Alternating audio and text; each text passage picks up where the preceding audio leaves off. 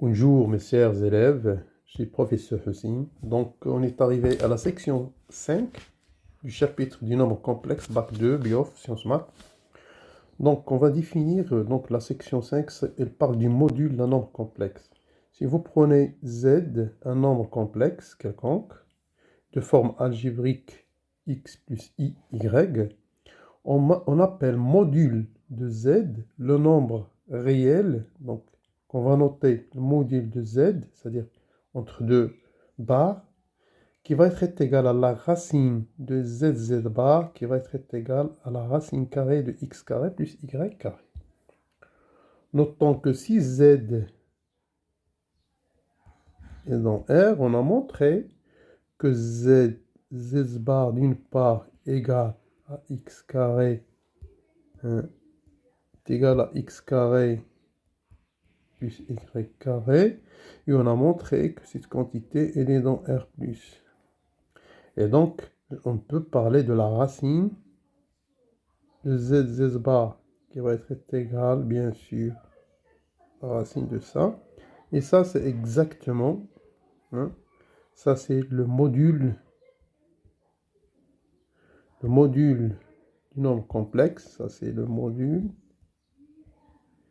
de z, et on note de z, et on note comme ça. Voilà.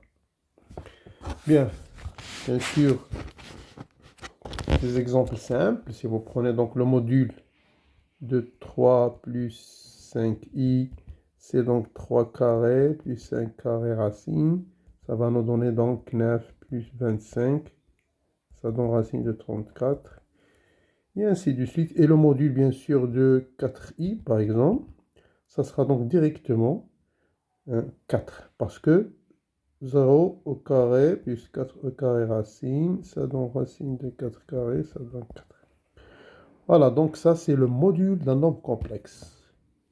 Bon, remarque, donc je vais vous donner quelques remarques sur ce module. Première remarque,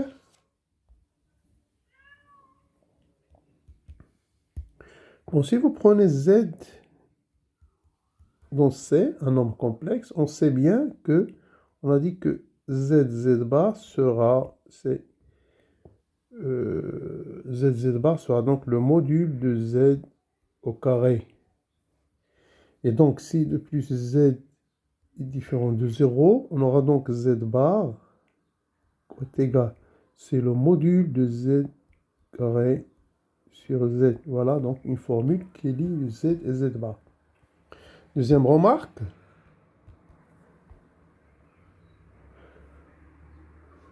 Je vais prendre X dans R.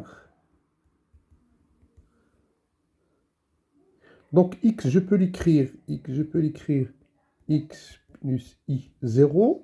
Et donc, le module de X du nombre complexe, le module du nombre complexe X, c'est X carré plus 0 carré.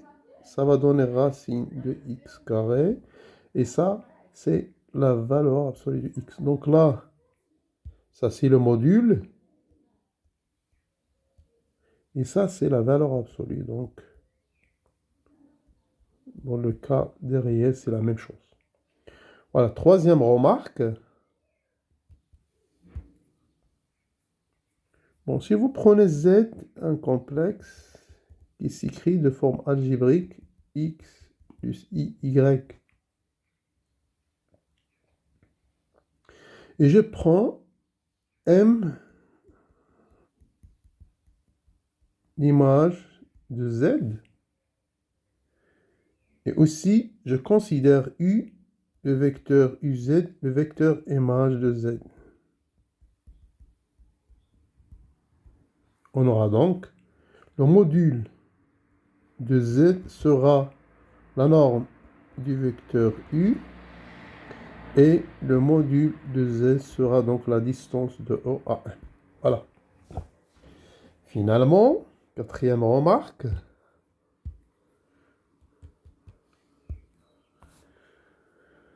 Si je prends M1 d'affixe Z1 et un point M2 d'affixe Z2, la distance entre M1 et M2 est, donc sera M1, M2 égale, bien sûr, le module M1 vecteur qui va être égal le module de l'affixe de M1 moins l'affixe de M2 moins l'affixe de M1. Voilà, donc la distance à 2 points, c'est le module de la différence de leur affixe. Bien, exemple.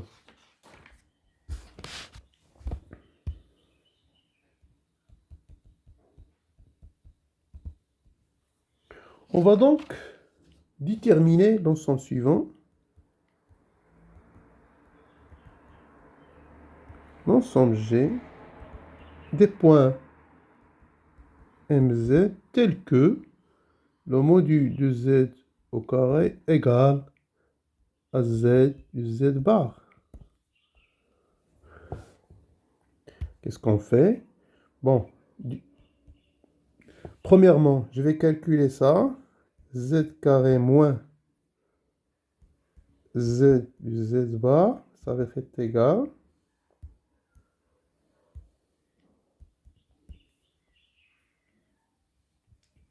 Ça, je peux mettre... Bon, Z, le module de Z au carré, on a dit que c'est Z, Z bar.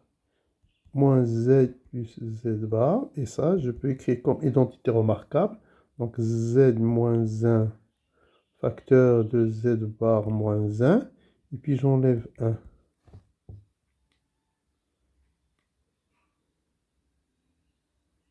Or, qu'est-ce qu'on a? Or, on sait que Z bar moins 1, c'est exactement Z moins 1 bar. Hein, je parle de ça. Ça veut dire que Z carré moins Z plus Z bar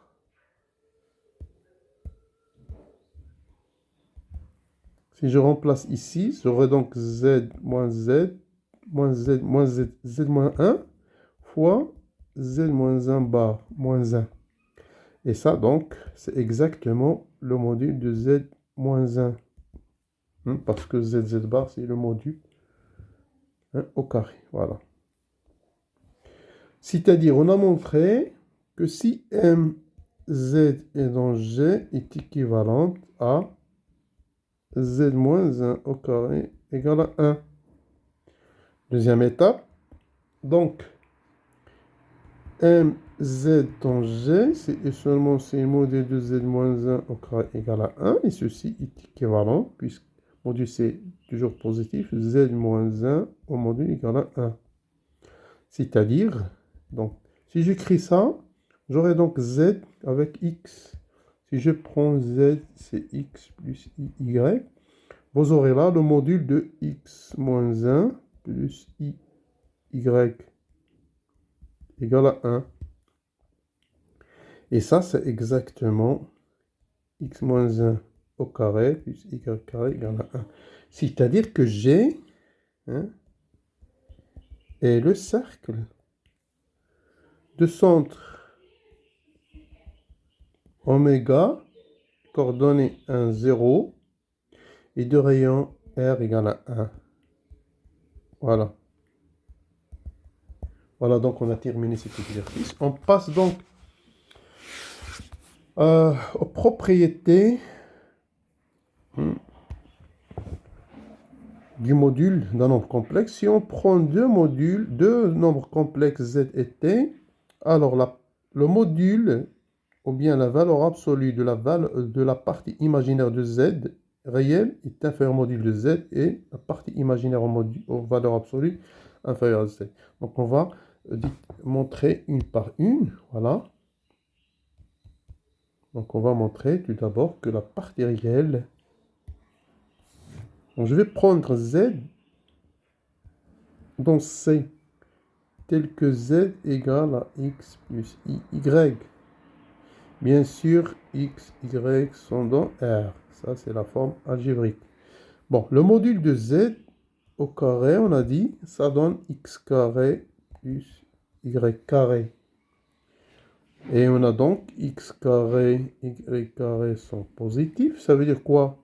Ça veut dire que x carré sera inférieur au module de z au carré et y carré inférieur au module de z au carré.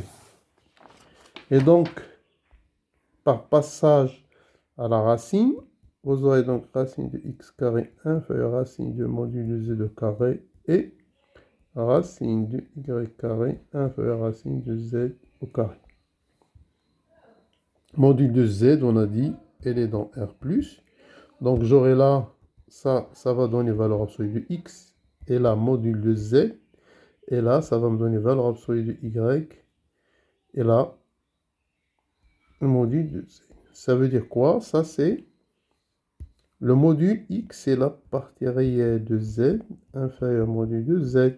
Et y, c'est la partie imaginaire de z, inférieure au module de z. Voilà. Donc ça, c'est petit 1. Voilà. On a montré le petit 1. Petit 2, on vous demande si le module de z égale à 0, z est égal à 0. 2. Bon, si le module de z égale à 0, ceci équivalent à quoi? Le module de z, ça veut dire le module de z au carré égale à 0. Et le module de z au carré, c'est x carré plus y carré égale à 0. Hein? Ça veut dire quoi? Ça veut dire que x égale à y égale à 0. C'est-à-dire, puisque z c'est x plus y, ça veut dire que z est égal à 0. Voilà donc, si le module est nul, le complexe est nul. Maintenant, on va montrer la troisième propriété. Le module de produit, c'est le produit des deux modules. Voilà. Petit 3. Donc, ZT dans C. On va montrer que le module de ZT, c'est le module de Z fois le module de T. Donc, on a ZZ bar est égal au module de Z au carré, par définition. Donc, le module de ZT au carré, ça sera quoi? Ça sera ZT fois ZT bar. Et d'après les propriétés, on aura donc ZT fois Z bar T bar. Donc je vais regrouper ça et ça. Ça me donne Z bar et T bar. Et ça, c'est le module de Z au carré. Ça, c'est le module de T au carré. Donc les quantités ZT, Z et T, ces modules sont des R+. Donc en passant à la racine, on aura donc ZT égale module de Z fois le module de T. Et donc ceci montre la troisième propriété. Bon, pour la quatrième propriété, bon, le module de Z égale module de Z bar égale moins, module de moins Z égale module de moins Z bar. Voilà donc, quatrième propriété. Quatrième propriété, donc on va montrer ça tout de suite. Bon, une par une. Déjà, on a le module de Z bar au carré, ça va donner quoi? Par définition, c'est Z bar fois Z bar, le tout bar. Or, Z bar bar, c'est Z. Ça veut dire que le module de Z bar au carré est égal à Z bar fois Z. Et ça, c'est le module de Z au carré. Et donc, ceci implique, qu'est-ce qu'on a montré? On a montré que le module de Z bar, en passant, est égal au module de Z. Pour la deuxième, le module de moins Z au carré, ça sera moins Z fois moins Z le tout bar. Et on sait que en général, lambda z bar, c'est lambda z bar. Donc là, on aura donc moins z fois moins fois z bar. Le moins avec le moins, ça part. Et donc, on aura z bar. On a donc, c'est le module de z. Voilà, on a montré aussi là hein, que le module de moins z égale le module de z. Donc, il nous reste une. Donc, le module de moins z bar, ça va être égal au module de moins z le tout bas. Et ça, par définition, ça sera donc, en appliquant le résultat, ça,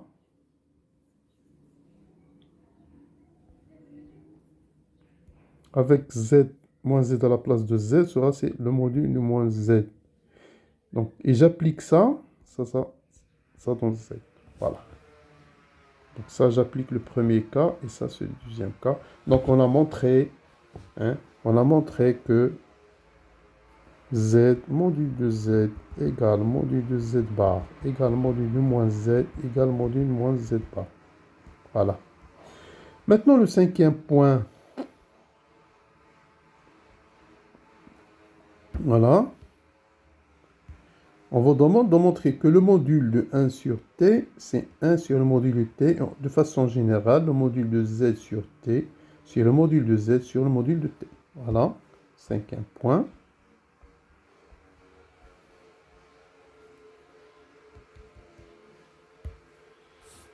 Donc, je vais prendre soit t un complexe tel que t est différent de 0.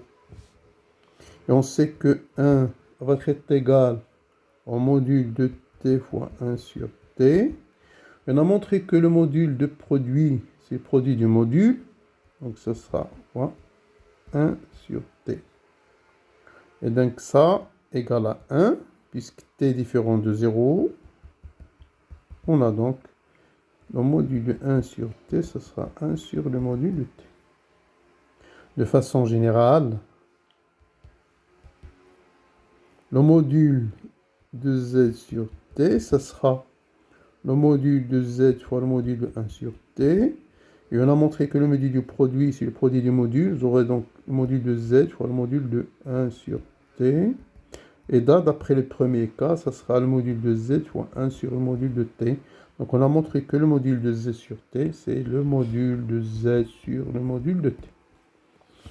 Voilà, donc on arrive au sixième point des propriétés. Regardez.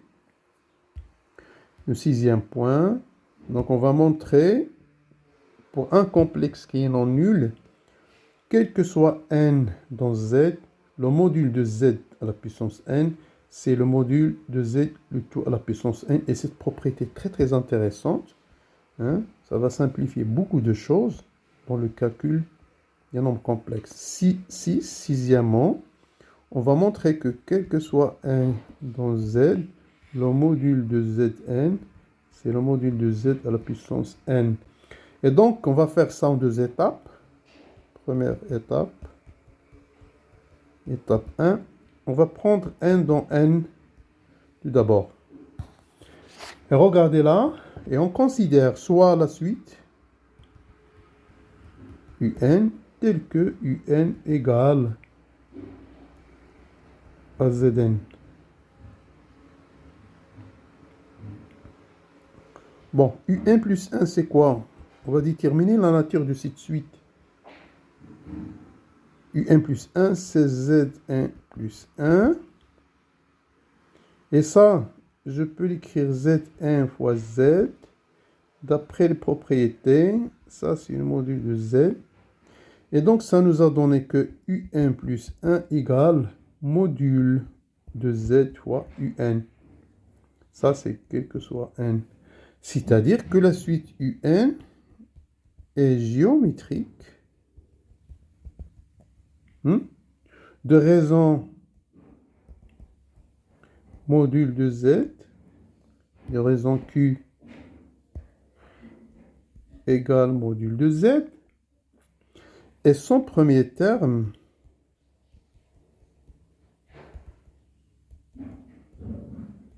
I0, ça sera donc 1. Voilà, z à la puissance 0, c'est 1. Donc, d'après les expressions des suites géométriques, on aura quel que soit n dans n, un ce sera u0 un, c'est-à-dire, donc un c'est quoi? C'est zn. u0 c'est 1 et q c'est module de z à la puissance 1. Donc on a montré que quel que soit n dans n, module de zn c'est module de z tout à la puissance 1. Maintenant, étape 2.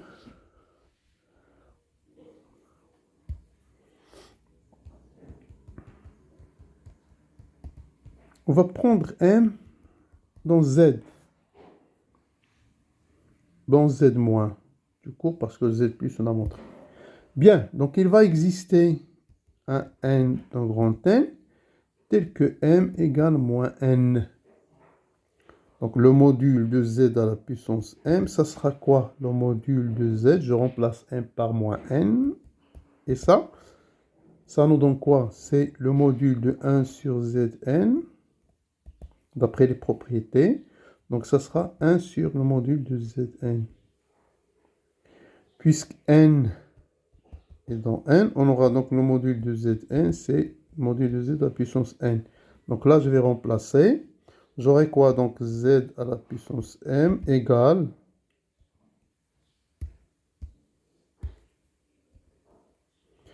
1 sur module de z tout à la puissance n. Et donc ça, c'est module de z moins n. Et puisque moins n, c'est m, on aura donc, ça va être égal z à la puissance m.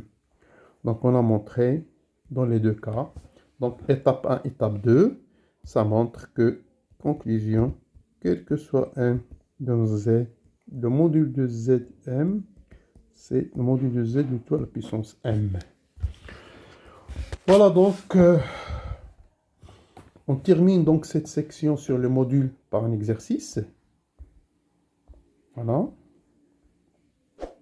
Dans cet exercice, on vous demande de déterminer donc l'ensemble E des points MZ tel que le module de Z bar plus 3 et plus 2 est égal à racine de 2. Et dans la question 2, on va calculer le module de son nombre complexe. Regardez, il est très, elle a une expression très complexe. Bon, pour la première, on va donc utiliser les propriétés du module. Regardez, M, elle est dans E, ou bien MZ.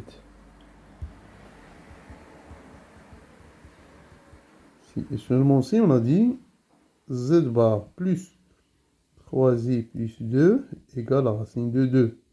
Donc pour se débarrasser du conjugué de Z, on sait que, donc on a dit que le module de grand Z est égal au module de grand Z bar. Donc ça sera Z bar plus 3i plus 2, le tout bar, racine de 2. Et donc, le bar de ça sera Z bar bar, moins 3i plus 2 égale racine de 2. Z bar bar, c'est Z, donc ça sera Z moins, je vais factoriser, donc ça me donne moins 2 plus 3i égale racine de 2.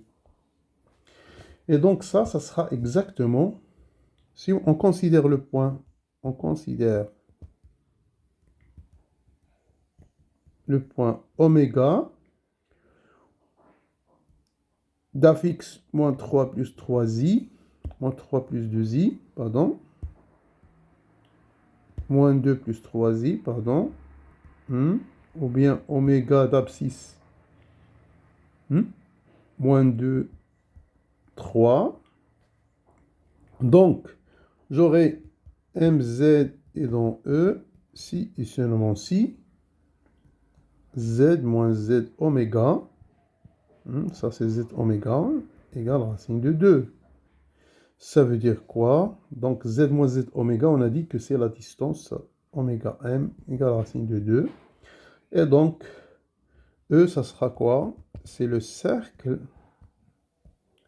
de centre oméga, au moins de 3, et de rayon racine de 2. R égale racine de 2. Donc on a utilisé les propriétés du module pour aboutir à décrire l'ensemble E. Petit 2, regardez, on vous donne le complexe suivant, regardez. Bon, petit 2, Z égale à 2 moins racine de 2, pardon, 2 moins racine de 2 racine, plus I 2 plus racine de 2 racine, le tout à la puissance 16. Bon, pour calculer le module de Z, c'est le module de ce racine de 2 moins racine de 2, plus I 2 plus racine de 2 racine, 16. Et ça va être égal, donc c'est difficile de calculer ça à la puissance 16. On va utiliser le fait que le module de Zn, c'est le module de Z à la puissance n. Donc là, j'aurai quoi? C'est le module de racine de 2 moins racine de 2, plus I. 2 plus racine de 2, le te racine. Donc le te à la puissance 16. Et le module de ça, on peut le calculer. Donc ça sera x. Ça au carré. Donc ça au carré, ça va nous donner 2 moins racine de 2, plus ça au carré, ça nous donne 2 moins racine de 2. Donc le module, on a dit, donc le module, ça sera la racine de ça à la puissance 16. Voilà. X carré plus Y carré racine. Bon, juste un instant. Voilà, c'est la racine. Voilà. Eh bien,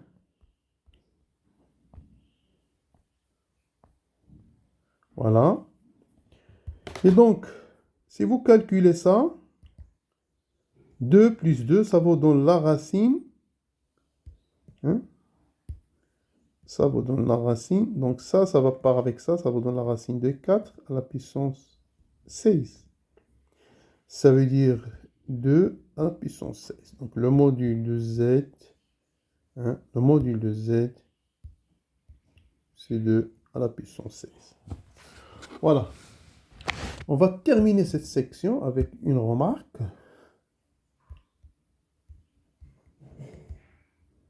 Une remarque importante. Bon, ça s'appelle, c'est l'inégalité triangulaire que vous connaissez dans les valeurs absolues. Inégalité triangulaire.